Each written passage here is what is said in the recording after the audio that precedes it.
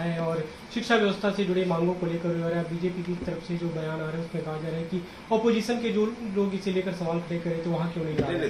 देश के किसी भी हिस्से में पेपर लीक हो उसका कोई समर्थन नहीं करता, क्योंकि ये हमारे नौजवान बच्चों की जिंदगी से जुड़ा हुआ मामला है। कहीं भी पेपर लीक हो रहा है उसके खिलाफ कार्रवाई होनी ही चाहिए। लेकिन भारतीय जनता पार्टी क्या कर रही है, वो तो सर फोड़ रही है नौजवानों का। दिल्ली में 500 छात्रों के सर फोड़े गए, हाथ तोड़े गए, आंसू गैस के गोले चलाए गए, उनके ऊपर पैलेट गन का इस्तेमाल किया गया, कील वाले डंडे से उनकी पिटाई हुई। तो इसलिए कि जंतर मंतर पे आप हार गए तब आप झारखंड और रांची को मुद्दा बना रहे हैं, वो ठीक नहीं है। रांची का जो पेपर लीक का मामला है, रांची का जो अपराध है, उसका कोई समर्थन थोड़ी कर रहा है। लेकिन 220 पेपर लीक हुए हैं पिछले 20 साल में और 10 करोड़ छात्रों की जिंदगी बर्बाद हुई है इससे। और 2015 से लेकर अब तक 148 पेपर लीक हुए। नंबर 1 पे कौन सा राज्य है? गुजरात। 2 पे कौन सा है? मध्य प्रदेश। 3 पे कौन सा है? उत्तर प्रदेश। 4 पे कौन सा है? उत्तराखंड। तो चारों भारतीय जनता पार्टी शासित राज्य है। कभी किसी गोदी मीडिया ने या कभी किसी भारतीय जनता पार्टी वाले ने तब नहीं पूछा कि विपक्ष के लोग योगी जी के खिलाफ प्रदर्शन करने क्यों नहीं गए, क्यों नहीं गुजरात अहमदाबाद प्रदर्शन करने गए।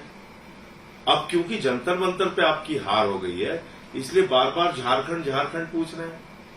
अरे भाई, झारखंड में जो पेपर लीक हुआ उसका समर्थन कौन कर रहा है? उस पर सख्त से सख्त कार्रवाई होनी चाहिए।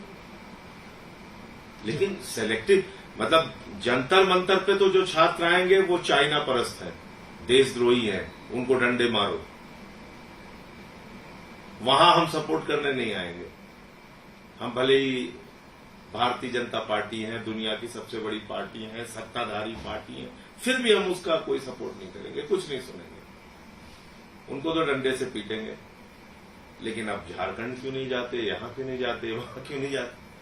चलिए चलते हैं अहमदाबाद, वहां से शुरू करते हैं। पार्लियामेंट में भी इसे लेकर अब तक सवाल खड़े हो रहे हैं कि गृह मंत्री अमित शाह ने उस पर बयान जारी नहीं किया। अब तक संसद में आकर उन्होंने बोला कि आज भी इस पर हंगामा दिखा काफी। देखिए, इस देश के नौजवानों में एक बहुत बड़ा गुस्सा है, नाराजगी है। आपको पता है, आईएएस के एग्जाम में प्रीलिम्स का जो पेपर हुआ उसमें 2 दर्जन से ज्यादा सवाल गलत लिखे गए थे,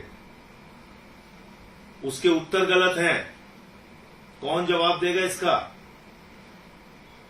आंसर शीट जब लिया बच्चों ने तो पता चला कि उसमें जो सवाल पूछे गए थे उसके उत्तर गलत हैं।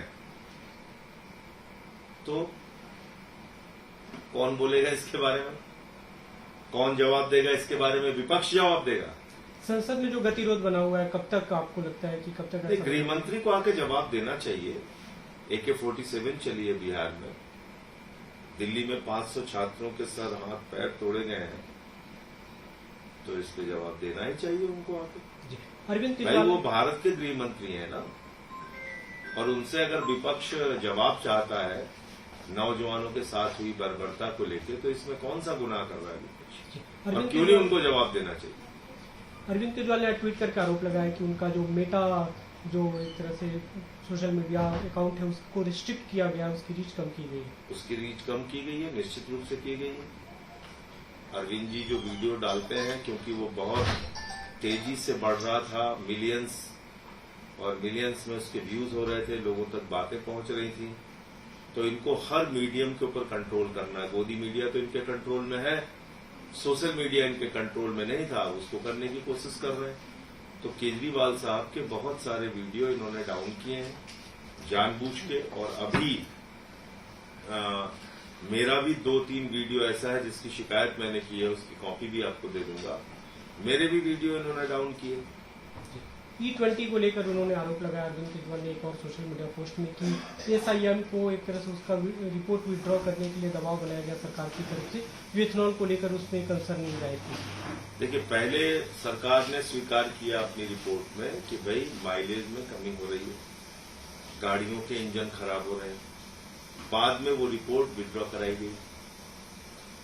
तो ये इस बात को दिखाता है कि ट्रंप की गुलामी के चक्कर में क्योंकि इथेनॉल आपको खरीदना है अमेरिका से, तो इसलिए आप किसी भी स्तर पे जाके कार्रवाई कर रहे हैं। प्रभातखबर.com, विश्वास वही, रफ्तार नहीं।